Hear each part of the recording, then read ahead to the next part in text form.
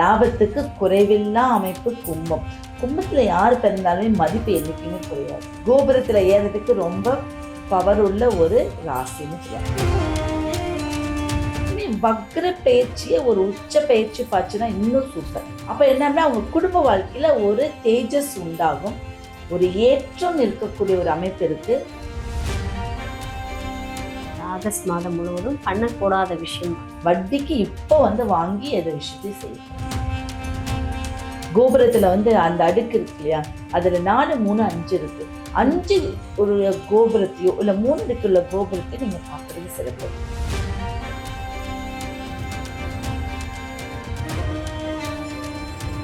இந்த கும்பராசி அன்பர்களுக்கு ஆகஸ்ட் மாதம் எப்படி இருக்க போகுதுமா? கும்பம் 11ஆம் இடம். எப்பவுமே ராசிகளை பாத்தீங்கன்னா அதோட இடம் அவங்களுக்கு சூப்பரா வச்சிருப்பாங்க. 2ஆம் இடம், 3ஆம் இடம், 4ஆம் இடம்னு சொல்லுவாங்க. அப்படி 11ங்கிறது லாபம். லாபத்துக்கு குறைவில்லா அமைப்பு கும்பம். கும்பத்துல யாரு பிறந்தாலுமே மதிப்பு என்னைக்குமே குறையாது. கும்பராசியில ராகுவோடைய நட்சத்திரம் அவங்க இருக்கு, சதயம்னு சொல்லிட்டு. எங்க இருந்தாலும் தனியா நெளிஞ்சு கிழிஞ்சு வந்துருவாங்க. அவங்க ஆட்டிடியூட்ல மற்றவர்களை கவரக்கூடியவங்க கும்பம். புரியுதுங்களா? அப்போ எல்லாரும் ஒரு பேச்சு போட்டியில பேசினா இவங்க மட்டும் வித்தியாசமா ஒண்ணு நுழைப்பாங்க. அந்த மாதிரி கும்பத்துக்கு ரொம்ப பவர். அது என்னன்னா தெய்வீகம். கும்பம் அப்படின்னாவே கும்ப மேலா கோபுரம். கோபுரத்துல ஏறதுக்கு ரொம்ப பவர் உள்ள ஒரு ராசின்னு சொல்லுவாங்க.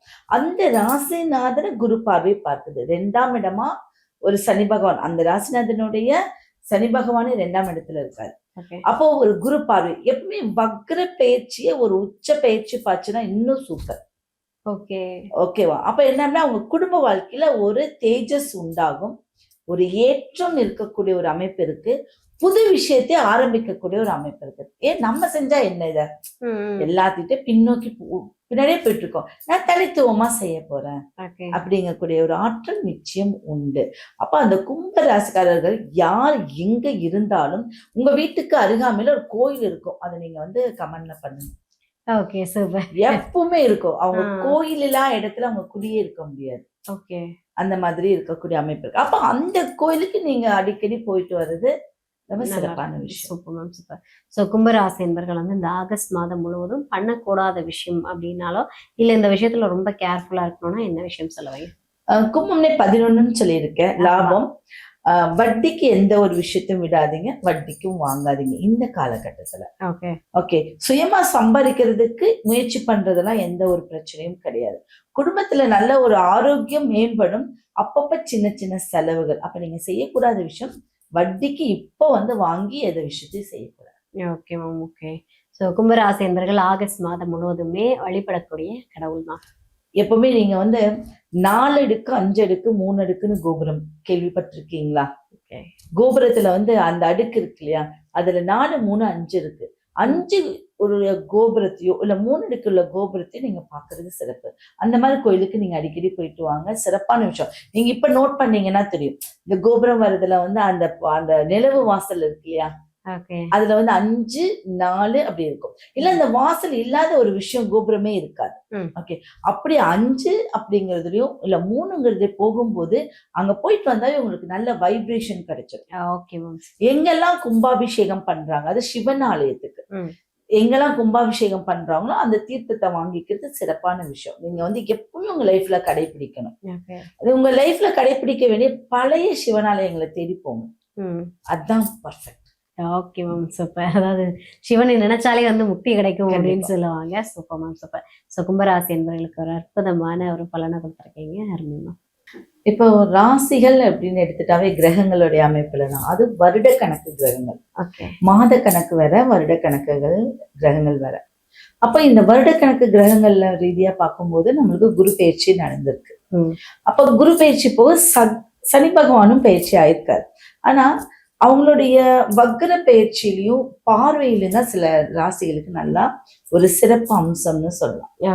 ஆகஸ்ட் மாசத்துல இருந்து உங்களுக்கு வரக்கூடிய மாதங்கள் எல்லாமே சூரியனுடைய ஆதிக்கம் அதிகமாகும். சுக்கிரனுடைய ஆதிக்கம் குறைவா இருக்கக்கூடிய அமைப்பு இருக்கு. அப்ப நிறைய சொத்துகள் விற்கிறதுக்கு வாங்குறதுக்கு கொஞ்சம் ரிஸ்க் எடுப்பாங்க. ஆனா முயற்சி பண்ணா முடிஞ்சிடும். ஓகே. அதே பாத்தீங்கன்னா திருமண தடை இருக்கு அப்படின்னு பாத்தீங்கன்னா திருமண தடையும் உங்களுக்கு குலதெய்வத்துடைய அனுகிரகத்தால அவங்களுக்கு நிவர்த்தி ஆயிடும். ஓகே. மருத்துவ செலவு அதிகமா வச்சிருக்கு அப்படின்னா அதுல இருந்து இவங்க மீண்டு வரக்கூடிய அமைப்பு உண்டு. இப்ப சனி பகவான் வந்து எல்லாரும் சொல்றாங்க வக்ர பயிற்சின்னு சொல்றாங்க. அந்த வக்ரம் வந்து ஒரு ராசியை விட்டு ஒரு ராசி போகிறது இல்ல, டிகிரியில தான் பின்னோக்கி வந்திருக்கு. அப்ப டிகிரியில வரும்போது அந்த பாயிண்ட் இப்போ நம்ம தடப்பட்டு அடுத்ததுக்கு ஜம்ப் ஆயிருப்போம். அந்த விஷயங்கள்லாம் இப்ப மறுபடியும் அது நம்ம செய்யற மாதிரி இருக்கும். இப்ப ரீஒர்க் அப்படின்னு சொல்லுவாங்க. ரீஒர்க் இப்போ ஒரு ஆல்ட்ரேஷன் பண்றது, ஒரு கட்டிடத்தை நான் வந்து நிர்ணயிக்கிறது, ஒரு வேலையில இருந்து விட்டு போன விஷயங்கள் நம்ம மறுபடியும் ஸ்டார்ட் பண்றது, அந்த மாதிரியான விஷயங்கள் எல்லாம் அப்படிங்கக்கூடிய அமைப்பு இந்த வக்ரம் வந்து கொடுத்துரும். Okay ma'am, super. ஸோ இந்த ஆகஸ்ட் மாசத்துல வந்து இந்த ராசிகளுக்கு எல்லாம் செம்மையா இருக்கும், சொல்லவே வேண்டாம், நினைச்சதெல்லாம் நடக்கும் அப்படின்னா எந்த ராசிகளுக்கு? மீன ராசிக்கு நல்லா இருக்கு. சனி பகவான் அங்க இருந்தாலும் குருவுடைய பார்வையில ரொம்ப நல்லா இருக்கக்கூடிய ஒரு அமைப்பு இருக்கு. இது லக்னமாக கூட அவங்க எடுத்துக்கலாம். அதே மாதிரி பாத்தீங்கன்னா துலாத்துக்கு பார்வைகள் இல்லை அப்படின்னா அவங்க 2ஆம் இடத்துக்கு பார்வை இருக்கு. அப்படி துலாவும் இந்த காலகட்டத்துல ஒரு ரிலீஃப் கொடுக்கக்கூடிய ஒரு அமைப்பு இருக்கு. மகரத்துக்கு எதிர்பார்த்துட்டு இருக்கக்கூடிய ஒரு தொழில், இவ்வளோ நாள் எனக்கு தொழில்ல ரொம்ப நஷ்டம் இருக்கு, இல்ல புது தொழில ஆரம்பிக்கணும்னா நிச்சயமா ஆரம்பிச்சிருவாங்க. வித்தின் 48 டேஸ்ல வந்து அவங்க தொழில ஆரம்பிக்கக்கூடிய அமைப்பு இருக்கு. அதே பாத்தீங்கன்னா ஆகஸ்டுக்கு மேல சூரியன் பயிற்சி வருது இல்லையா, அந்த சூரியன் தன்னோட வீட்டுல வந்து உட்கார போறாரு. அப்போ அரசாங்கம் சம்பந்தப்பட்டவங்களுக்கு, மீடியா துறையில இருக்கிறவங்களுக்கு, அரசியல் சம்பந்தப்பட்ட எல்லாத்துக்குமே நல்ல ஒரு வாய்ப்பு உண்டு. அதுல ஜெயிக்கக்கூடிய ஒரு அமைப்பும் அவங்களுக்கு இருக்கு. சுக்கிரன் அப்படிங்கும் போது என்னன்னா இப்ப புதுசா வந்து ஒரு விஷயம் செய்யற அப்படிங்கும் போது மட்டும் கொஞ்சம் இந்த வக்ர பயிற்சி முடிஞ்சு பண்ணா இன்னும் சிறப்பா இருக்கும். Okay, super. மீனம் அதே போல மகரமா இருக்கட்டும், துலாம் ராசி, இந்த 3 ராசிகளுக்குமே வந்து பர்ஃபெக்டா இருக்க போகுதுன்னு சொல்லிட்டீங்க. ஓகே, சிலர் வந்து இந்த ராசிக்காரங்க வந்து கொஞ்சம் கவனமா இருக்கணும், நிதானமா இருக்கணும்னா எந்தெந்த ராசிகள் கவனமா இருக்கணும்? எப்பவுமே 6, 8, 12 அப்படின்னு சொல்லுவோம். அந்த மாதிரி இடங்கள் வந்து எதை வச்சு சொல்றோம் அப்படின்னா நம்ம சனி பகவான் வச்சு சொல்றோம், குரு பகவான் வச்சுன்னு சொல்றோம். அப்போ கடகத்துக்கு இப்ப ரொம்ப அமோகமா இருக்கு அப்படின்னாலும் கொஞ்சம் எதிரிகள் நிறைய உருவாகிட்டே இருப்பாங்க. அவங்க கொஞ்சம் கேர்ஃபுல்லா இருக்கிற மாதிரி ஒரு அமைப்பு. அதே தனுசுக்கு அப்படின்னு பார்க்கும்போது குழந்தைகள்னால சில சங்கடங்கள் உண்டாகும். அது அவங்க வந்து ரொம்ப பாக்குற மாதிரி இருக்கும். கும்பத்துக்கு அப்படிங்கும் போது அடிக்கடி டயர்டு, உடம்பு ரீதியா அவங்க வந்து டயர்ட் ஆகுறது, ஒரு காரியத்துக்கு 2 டைம் செய்யற மாதிரி இருக்கிறது, இது எல்லாமே கொஞ்சம் கவனமா இருந்துட்டா இந்த மாசத்தை அவங்க தாண்டி வந்துட்டா போதும். Okay, super super. ஜூலை 26 வந்து வக்ரம் ஆயிட்டாரு சனி. ஸோ இப்படி பல நிகழ்வுகள் நடந்திருக்குது இல்லையா? ஸோ ஓவராலா பார்க்கும்போது இந்த ஆகஸ்ட் மாசத்துல ஏதாவது பிரச்சனை வருது அப்படின்னா ஸோ இந்த கடவுளை மட்டும் போய் பிடிச்சுக்கோங்க, எல்லா விஷயத்தையும் அவர் நடத்தி வச்சிருவாங்கன்னா அந்த 12 ராசியும் எந்த கடவுளை வழிபடலாம்? சிம்பிளா சொல்லணும் அப்படின்னா ஒவ்வொரு ராசிக்கு தைரியம் இல்ல, என்னால வந்து தைரியமா ஒரு விஷயம் செயல்பட முடியல அப்படின்னா முருகனை போய் வழிபடுங்க. தொழில் ரொம்ப டல்லா இருக்கு அப்படின்னா நீங்க நரசிம்மர் போய் வழிபடுங்க.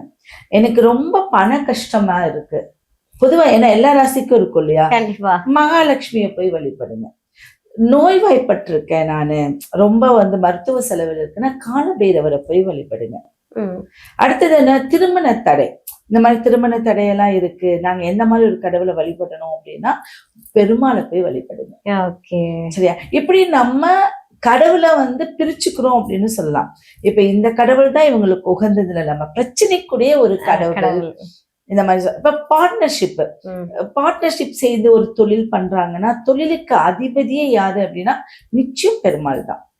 அடுத்ததுதான் நம்ம முருகனை கொண்டு வரோம். யாருக்கு அது குழந்தை பாக்கியம் இல்ல, குழந்தையினால சில சங்கடங்கள் இருக்குன்னா கிருஷ்ணர் வழிபடுங்க. Okay, super super. ஆகஸ்ட் மாசம் வந்து என்ன மாதிரியான நிகழ்வுகள் நடக்க போகுது, யாருக்கெல்லாம் நல்லா இருக்குன்னு சொல்லிட்டு நிறைய விஷயங்கள் வந்து பொது பலனா கொடுத்துருக்கீங்க.